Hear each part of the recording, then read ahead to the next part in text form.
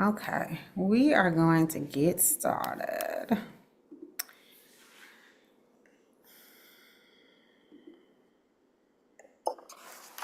Okay, welcome to the Rooted and Rich Book Club. Thank you so much for joining. We are actually live right now on YouTube and Instagram and Facebook. So thank you so much for joining in for another week of the Rooted and Rich Book Club. Here's the book, Rooted and Rich, 9 Mantras and Moves to Financial Freedom. I am Ebony Lucas, real estate attorney and investor. And I wrote this book because I really believe that there are a lot of high income earners out there that we make money, we know how to make money. That's not what we need. But we don't necessarily feel the financial freedom because the money, we are working for the money instead of the money working for us. So this week we started talking about our value systems and whether or not we spend based on our value systems. And one of the biggest ways to do that at the beginning of the year is to create a vision board and a vision statement. So we talked about that, and that is chapter 1. Chapter 1 goes through how to create that vision statement and how to do it fearlessly, because as adults, a lot of times we forget to dream. We forget to really think about what's important to us because our kids are important, our job is important, our husbands are important, everything else in the world is important except for us. And we forget what our value systems are and what we're working for. And we really end up just working to pay bills. So we want to move towards financial freedom, and part of that is really aligning your vision and your values with how you are spending and how you are making money. Because that's the other thing. A lot of times when we talk about money, we only talk about spending money and what our spending habits are, but we don't talk about our actual making money habits. And sometimes those habits can be worse than our spending habits. So chapter 2, we talked about if I take care of my money will take care of me. And that was all about budgeting. We had some really high income earners on here talking about how they feel they make, a few $100,000 a year, but they feel like they're living check to check because they don't have a budget. And what we don't realize sometimes is that even when you're a high income earner, we see this with football players and basketball players, entertainers who work, and next thing you know, they're broke. And that's because you have to have a spending plan. And again, that spending plan needs to be aligned with your values. Part of your value system should be financial freedom. Why is that? When you live financially free, financial freedom is not a destination, it is a lifestyle. When you live financially free, then you are not concerned about money. And the reason you're not concerned about money is because the way that you spend and make money is aligned with your values. So you actually feel the happiness, you feel the healthiness. And that's how we live. If we want to live to be 100, you can't live to be 100 being stressed out about money. So how do we do that? How do we release that stress and actually live happily, enjoy what we're doing, enjoy how we're making money, enjoy how we're spending money? Is that we take our money and we align it with our values. And part of that is a budget. We think about a budget as being restrictive when in fact it actually is freeing. It is a part of financial freedom. So you want to make sure that you have your vision board in place and your vision statement, your budget in place. And then we talked about working smarter and not harder. Why is it important to work smarter and not harder? Again, it's about living. It's about enjoying life. And the next chapter is about my time is valuable. When we look at those two chapters together, we're actually figuring out what is our financial freedom number? What is our current net worth?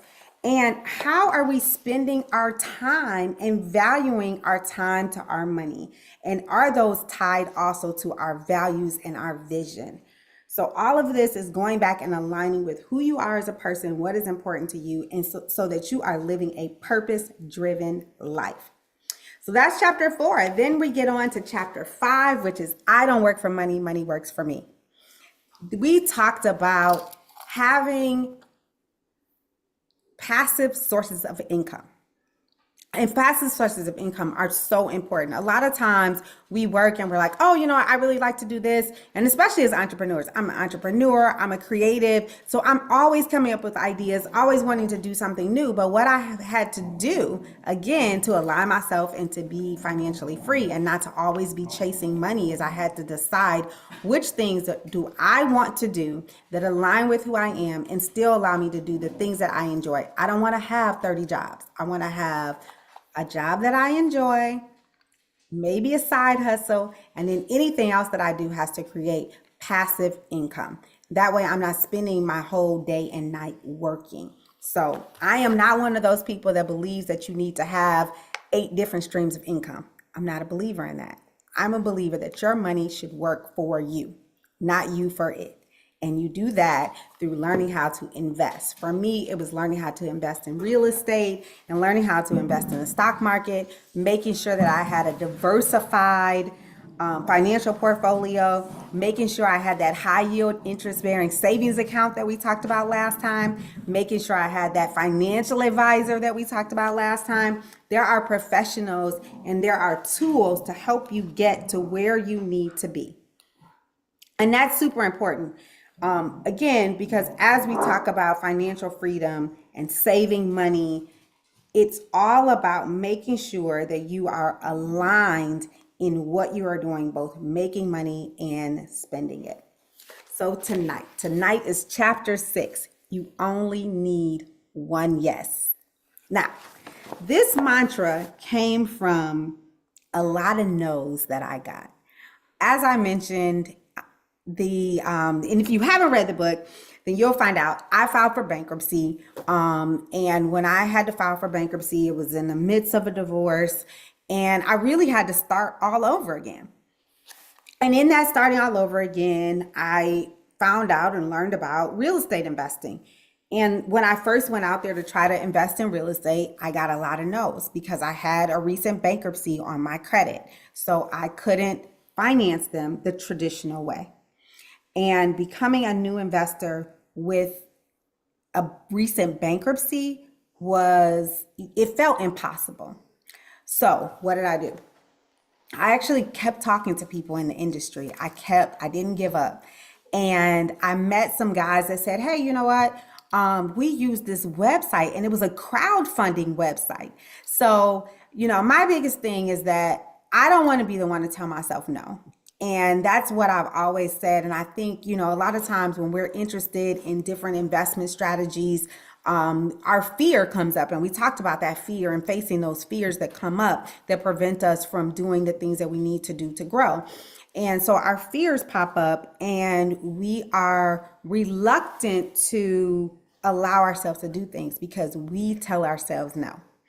And one of the philosophies that I actually came up with myself was, well, you know what? I'm not going to tell myself no anymore. I'm going to let other people tell me no, and I'm going to tell myself yes. And that is the one yes that I need. I need the one yes from me, and that one yes from me will allow me to get it from other people. So I didn't have enough money saved up, and I didn't have the credit, but I had the will and the desire to become a real estate investor. So I started with crowdfunding. And initially, when I was crowdfunding, it was like a website, and you put your idea on there, and then people invest in it. And I bought 2 properties actually off of crowdfunding.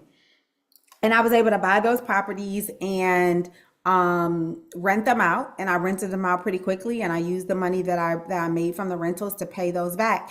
And then one of the investors called me on my second project and said, hey, you know what? This is the second property I've invested in for you. And, I know you go to that website, but it would be much easier. I'm willing to invest in your projects because you always pay us back, and it's always early. So I was like, really? Okay, cool. So it was my first time actually working with an investor who actually was willing to give me funds to help me to invest in real estate. And this is how I started growing my portfolio. So he financed a few things. And then he actually introduced me to a lender who he knew. And that lender was willing to work with me and take a chance on me because I had somebody to vouch for me. But the biggest thing is that I did not tell myself no. And with real estate and being a real estate attorney, I can't tell you how many times and how many excuses people are like, oh, well, I'm not ready. It's not the time. It's like having a baby. It is never a good time. But I will tell you that 98% of millionaires in the United States have created their wealth through real estate. And owning real estate is one of the easiest ways that you can increase your net worth. It allows you to buy an asset with a low amount of money down. It's the easiest way to invest, because if you think about it, if you invest in the stock market, if a stock costs $100, you have to either pay the $100 or you can buy a partial share for $20, but you can't buy a $100 stock for $20. However, in real estate, I can buy a $100,000 property for 20% down. So you're in a situation where now you have a $100,000 asset and you've only actually put 20% of your own money. So it is the lowest cost way to get into an investment and actually grow your money and have multiply your net worth. So in the book, I talk about real estate as America's most important wealth building asset, because 90% of millionaires in the United States own real estate and real estate investments. Real estate makes up 70% of household net worth. And the median wealth gap between homeowners and renters is $390,000. That is the median wealth gap. Now imagine if you added to that people who invest. And investing in real estate is especially if you have a 9-to-5, is a really great way to build wealth. So I'll tell you about, there are a lot of different strategies, because a lot of people are like, oh, I also don't want to do real estate because I don't want to be a landlord. But there are a lot of different ways that you can buy real estate. One strategy is fix and flip. That's when you buy properties, you repair them, and you fix them up, and then you sell them. I don't think that fix and flip is an entry-level way to get into real estate. The reason why is because there's a lot of risk involved. So I do fix and flips now. I don't do many of them. I do them sparingly, maybe a couple a year, but it's not my primary method.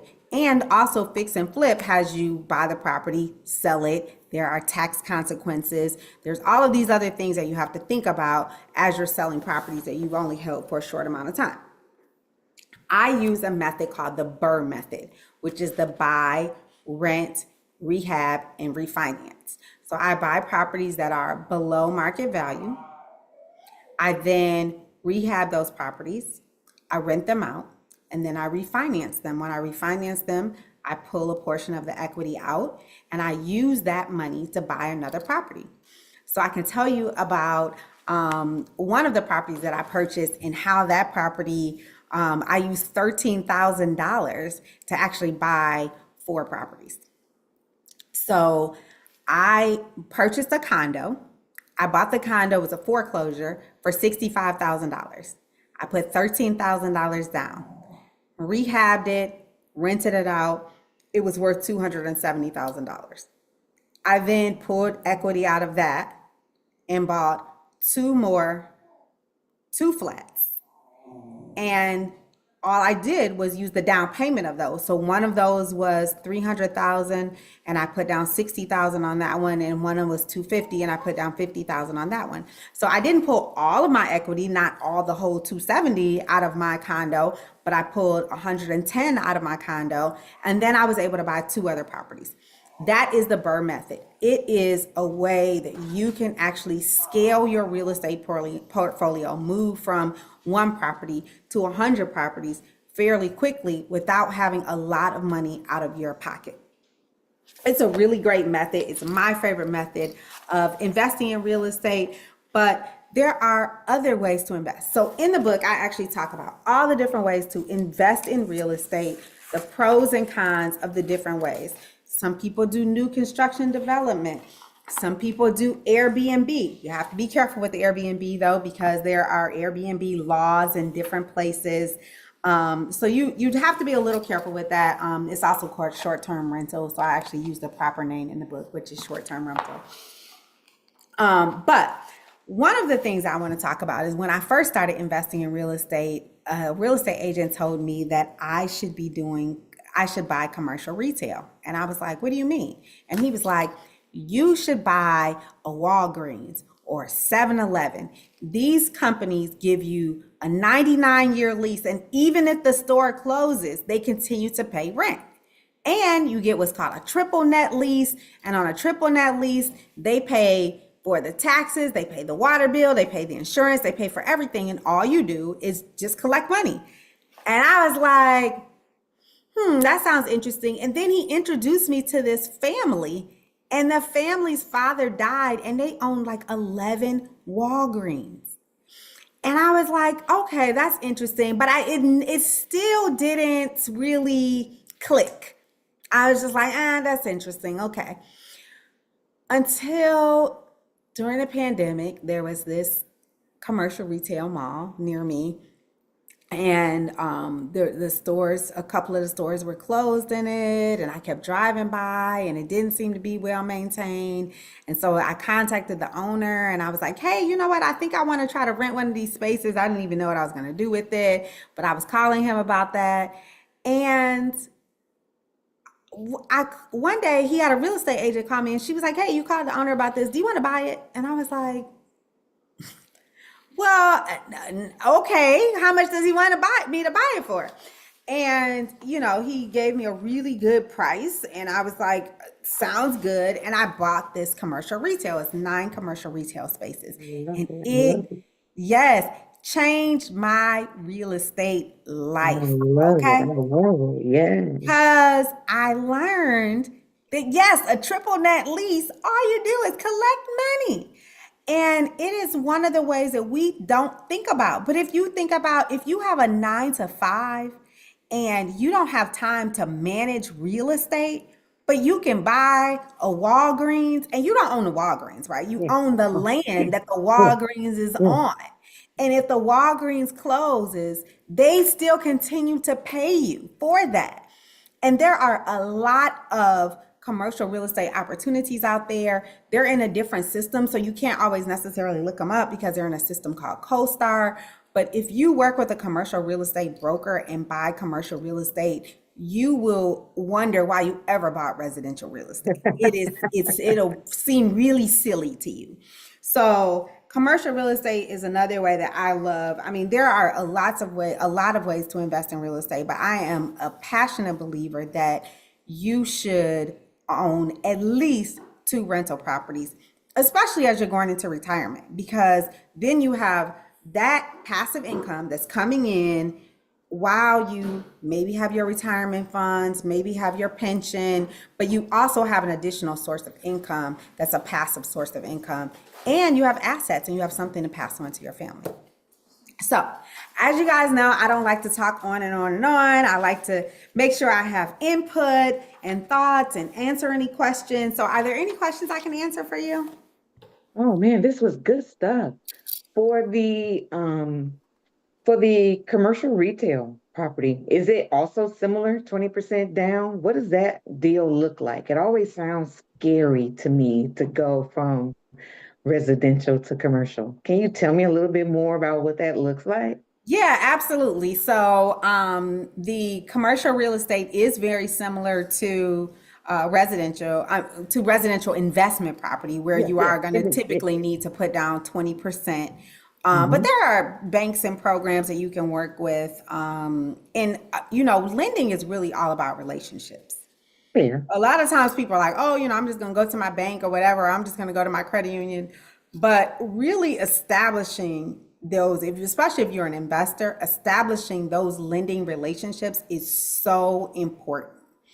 And because as you establish those, like I have a investment property that I have right now that I purchased, and I was really tapped out when I bought it. I was like, look, I just did 2 huge projects. I'm kind of financially recovering from those, and I'm tapped out. I really want to do this project, but I just don't want to put any money in it. And the lender looked at the project. They were like, we believe in you. We think this is a great project. And I was like, great. I don't want to put any money down. I don't want to pay closing costs. I don't want to pay anything. And they paid for everything. They gave me 100% financing on it. Oh, nice. Okay.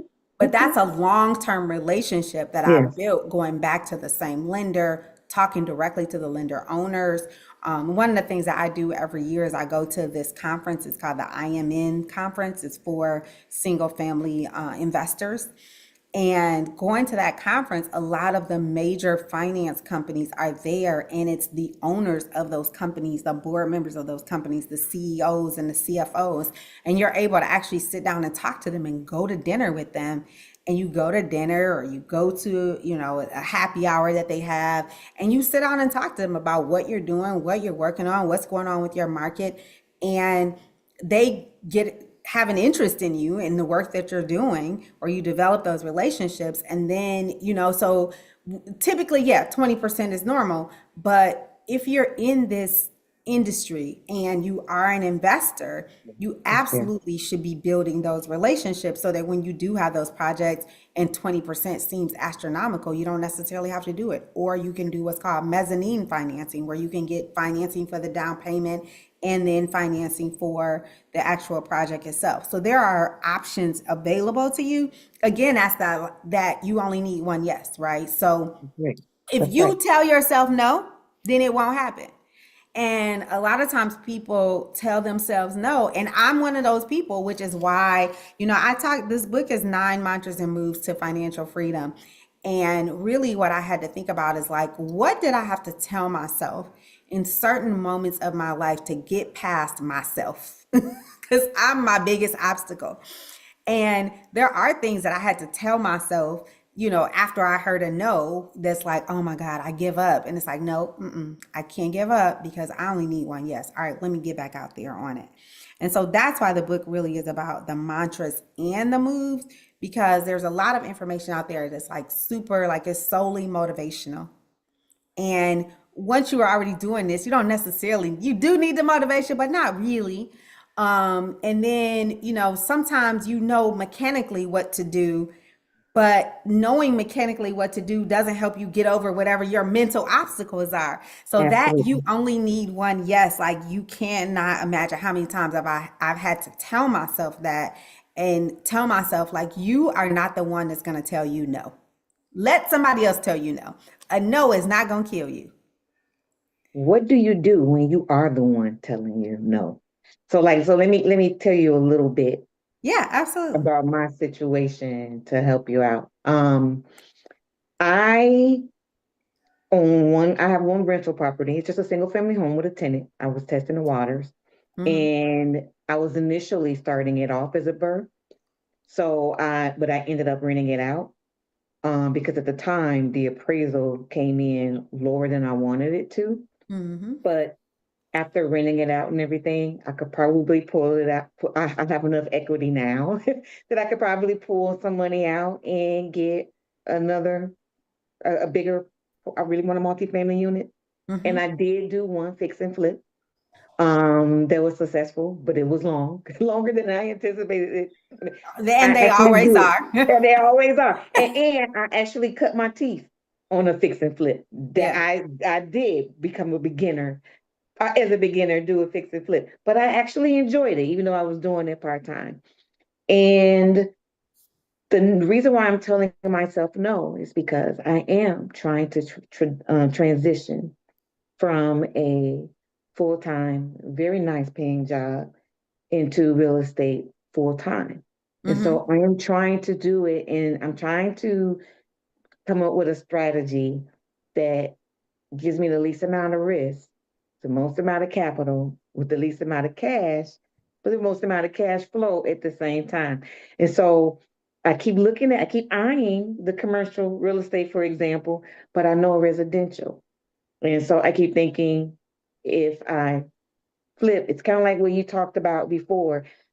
I'm aligning my value system with my vision.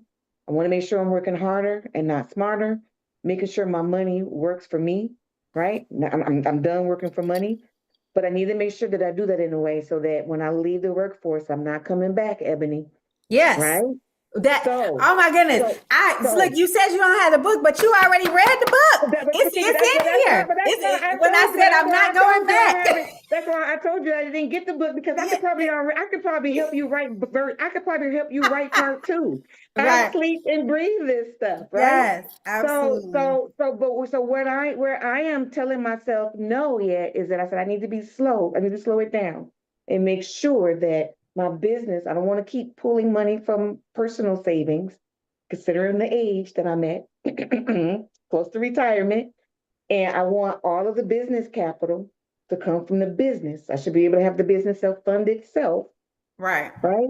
And so I feel like there's a certain amount that I want the business to have before I start investing in capital, in commercial real estate, bigger deals, even if it was 100% funded, because if something goes wrong, right, and I need to cover bills that month, I need to be able to cover it from the business, not from my personal pocket, like I was doing with rental income or my first fix and flip, etc. Does that make sense? So I'm telling myself no and to take it baby steps. Do some more fix and flips, do some more burrs first. What would you say to me? I know that was a lot, but Yeah. I had to paint a picture so No, you see I who I understand. am and then ask the question. Absolutely, absolutely. So here's my thing about it is I guess the one question is, should you pull equity out of your rental property? And one of the big things that you'll hear me say is that your money should be working for you. When your money is in your rental property, it is like putting money under a mattress. It's not moving. And one of the things that I learned is that the risks that we take as an investor, the risk that we take in building wealth and creating a legacy are required risks that allow us to be strategic about making our money move, right? Like when I get up, I got to get out of bed to go to work. I can't lay in the bed and go to work, right? Yeah, It doesn't work. yeah. Same thing with your money. Your money can't lay in your house and go to work. It's not working Right, for you. right. That is your money. And a lot of times people are like, oh, I want to leave my equity. Leave it for what? It's not working for you. If you think about it, even if you pull that equity out, the average amount that people make in the stock market is about 12% a year, right? Like that's conservatively. Your mortgage, let's say you have a mortgage at 7%, which that's the Mhm. big high mortgage that everybody thinks that interest rate is so crazy now, right? Even if you had a mortgage at 7% and you pulled the equity out and paid 7% and made 12%, that's 5% you making on your money. Now, if you had a savings account in the bank, do you know how much savings accounts pay right now? They don't pay nothing. Yeah, less than a Not a regular. percentage, right? Yeah. So even by just taking the money out and putting it in the stock market, it's doing something. But if your equity is just in your house, it's not working for you. That's true. So make it work for you. And then find those deals. You know, one of the things that I talked about in the very beginning, and it may sound really silly, is like you have to figure out like what are your hobbies? What do you enjoy doing? What does life look like? And that's that vision statement. What does life look like? Like as you talk about retirement, what does it look like? And if it doesn't look like managing properties, then maybe you do buy a commercial real estate, a big commercial real estate, because that is just less work. But if you don't mind managing properties, or you like, I love working with people, I like helping people. It doesn't bother me necessarily to have the properties, and I enjoy that. So it doesn't feel like work to me. Although I have help because of the number of properties that I have, I could not impossibly do it all by myself. So I have help. And retirement looks to me like continuing to own those properties, continuing to receive the money that comes from those, and then doing some other things that I enjoy, like traveling. So would I buy some more commercial real estate? Yes. But, you know, I think a lot of it is really looking at the deal. And then here's the reality of it. On a fix and flip, the average amount that people make on a fix and flip is between $5,000 and $15,000. It's not like people don't you see these fix and flips on HGTV, and that's not reality. Like the normal fix and flip is not that, right? So I've done the fix and flips where I've made, $100,000, but that's few and far between. True. That is true. More commonly, you're making maybe $15,000, $20,000.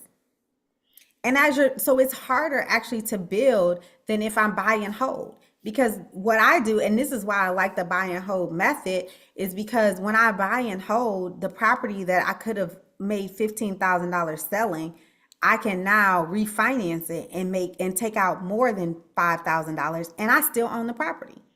Right. So now I took money out, I'm still building equity, I'm getting rent every month, and I took out 150,000 Yeah. as opposed to only making 5 or 10,000 on a sale. So that is why that's my preferred method. I think that also fix and flip, like it can catch you up because numbers are like real estate runs on numbers. You have to know, like now, after 18 years as a real estate investor, you can show me something and I can tell you how much it's going to cost. But it took me a long time to get there to the point where I could say, this is going to be this amount. I understand this. And then prices change. And now, labor is more and materials are more. Now we have tariffs. Understanding and constantly putting your hand around and your brain around how much it's going to cost, your numbers are going to be off. And a lot of people do those projects and they never put in a contingency. What is a contingency? Let's talk about what a contingency And is. it's got to be at least 10% these days. At least, if not more. That's So a right. contingency is an amount of money that you set aside in case anything happens. So a lot of times we forget to put that contingency to the side, or we don't forget, but it's not enough money in the deal to do it. Yep. So we Yep. just don't do it. But that contingency is so important. You got to put that money aside to say, you know what, if I get in here and all of the windows need to be replaced and I didn't notice that on my walkthrough, then I got enough money to replace it and I'm not going to fall apart and I'm not going to walk away from the deal. That's right. So, those things, those little things, little unexpected things that come up, you have to have money put aside on. You do. A Yes, you new do. investor doesn't know how to do those numbers right. So, can you do it and win? Yes. But is it more likely that you do it and break even? Yes, much more likely. So I'm a big fan of get in there, understand how much things cost. So if I owned, one single family house before I really started doing fix and flips, I'd probably get a building.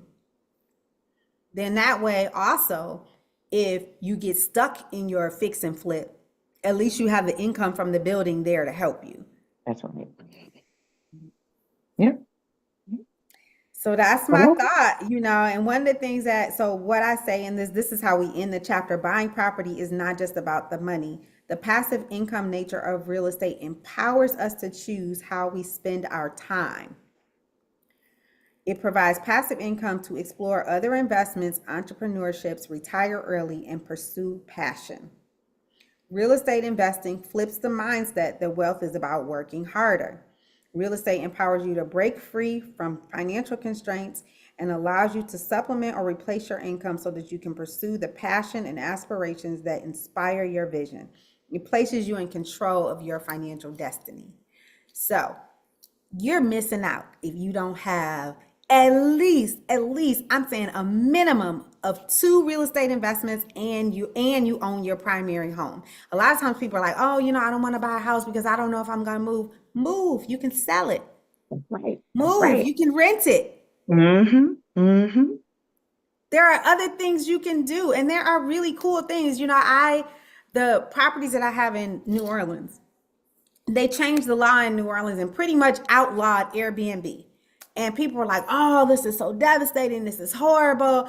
And I started doing the midterm rentals, which is like 30 to 90-day rentals. And I love it.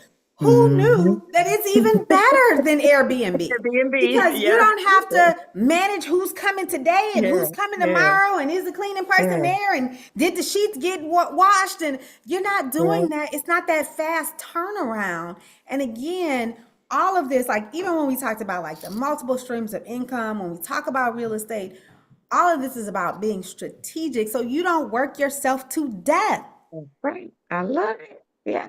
So, yeah, like you're moving away from your job to something that is may seem less stable. It's not less stable. It's just something that you have to strategize around. And not a lot of times people think like, oh, real estate is like it's not a get rich quick scheme. It's not going to happen fast. Mhm. It's not going to be easy, but nothing is, right? So, but when it gets easy is the first of the month. First of the month is always a happy day. You see that money, you're like ding, ding, ding, ding, ding, ding, ding, ding, ding. Right before the second when you got to spend it all out again.